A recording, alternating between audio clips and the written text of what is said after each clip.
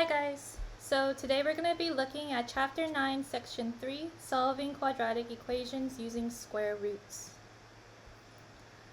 So whenever we're looking at solving for equations using square roots, we could come up with three different types of solutions. One of them is going to be a two real solution, another one could possibly be a one real solution, and the other one is no real solutions. So for this slide, we want to try and go through each one and see what we come up with. So right here, for a two real solution, that means that our d value for an equation such as x is equal to plus or minus square root of d, a two real solution happens whenever a d is positive when you have the equation x to the power equaling to d. And that means that your answer is going to have a positive answer and a negative answer. So, for example, let's say that we're looking at 3x squared minus 27 equaling to 0. So if we have 3x squared minus 27 equaling to 0, I want to solve for x. So when I solve for x, I'm going to start off with adding 27 on both sides. When I do that, I'm left with 3x squared equaling to positive 27. Then I see 3 is multiplying with x, so I'm going to complete the opposite operation, which is to divide by 3 on both sides. Once I do that, I'm left with x to the power 2 equaling to 9. So this is the part where we need to start creating our two solutions because of the fact that we have a positive number. So the opposite operation of squaring is to square root. So I'm going to square root on both sides here. When I do that, I'm going to be left with two answers. X is going to equal to positive 3 and x is going to equal to negative 3. And the reason behind this is because if we have x to the power 2 equaling to 9, I know that not only does 3 to the power 2 equal to 9, but also negative 3 to the power 2 equals to positive 9 as well. And so that's why our answer here, we write it as x is equal to positive and negative 3. And so we get two solutions. The next one that we're looking at is the one real solution. And this happens when d is equal to 0, where x squared is equal to d, and we end up just getting 0 as our answer. The reason why that's one real solution is because the number 0 is neither negative nor positive. It's neutral. So let's say that we have an example here where we have x squared minus 10 equaling to negative 10. I'm going to start off by adding 10 to both sides. When I do that, I'm left with x to the power 2 equaling to 0.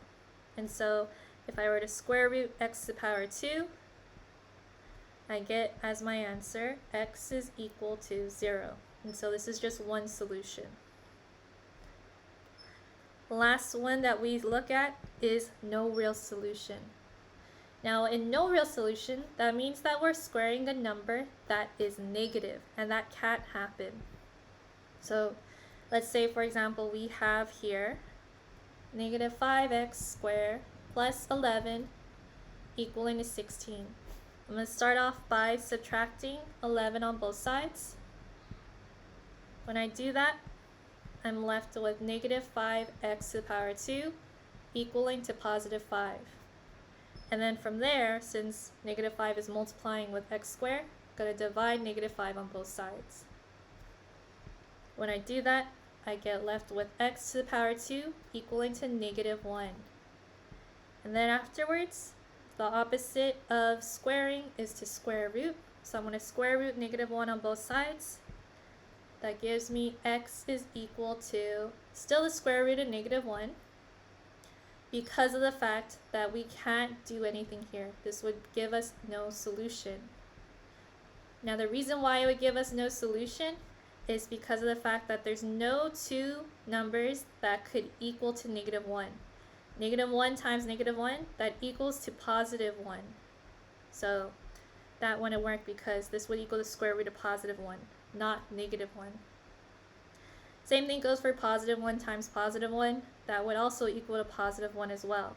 So there is no solution for a negative number that's being squared. And so our answer here is just going to be no solution. Alright, so let me clear this. And then let's continue on to the nearpod. So let's try it out. Right here it's asking us to solve the equation using square roots. We have 4x squared minus 15 equaling to negative 15. I'll give you a few minutes to try this out on your own first. Alright. So right here we have 4x squared minus 15 equaling to negative 15. Starting off with solving for x, so I'm going to add 15 to both sides. That would give me 4x to the power 2 equaling to 0. And then I could divide 4 on both sides. When I do that, I'm left with x to the power 2 equaling to 0. And then I just square root it. When I square root x to the power 0, I get as my answer x equaling to 0. So in this case, we just get the one solution, which is x is equal to 0. Alright. Oops, wrong way. Next one that we're looking at here is solving a quadratic equation using square roots. We're being asked here to solve parentheses or the square of x minus 1 equaling to 25. So whenever we have an expression provided inside the square, we want to deal with that first. So right here we are being squared. The opposite operation of that would be to square root to both sides. If I do that, I get left with 2 answers, because we have here x minus 1, and since this is a positive answer, we're going to be left with positive and negative 5. After I do that, I'm going to get 2 equations. So we get, one of them is x minus 1 equaling to negative 5. The other one is x minus 1 equaling to positive 5. And then I just solve for x. So when I solve for x, I'm going to add 1 on both sides. Actually to this one as well. I'm adding 1 to both sides. And the 2 answers I get is x is equal to negative 4 and x is equal to positive 6. So I get negative 4 and positive 6. Cool. Alright, let's try it out. Right here, we're being asked to answer the following question, which is to solve the equation using square roots for the square of 2x plus 1 equaling to 36. I'll give you a few minutes to try this out on your own first.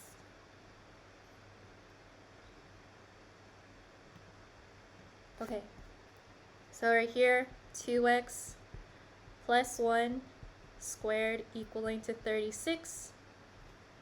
Again, I'm going to start off by square rooting both sides. When I do that, I'm left with 2x plus 1 equaling to positive and negative 6. So I get 2 equations from this. One of them is 2x plus 1 equaling to 6. The other is 2x plus 1 equaling to negative 6. And then I'm just solving for x. So subtracting by 1 on both sides. When I do that, I get 2x equaling to 5. 2x equals to negative 7. And then I'm going to divide 2 on both sides. When I divide 2 on both sides, I'm left with x equaling to 5 over 2 and x equals to negative 7 over 2 as my answer. Cool. Alright, so hopefully this helped. Good luck.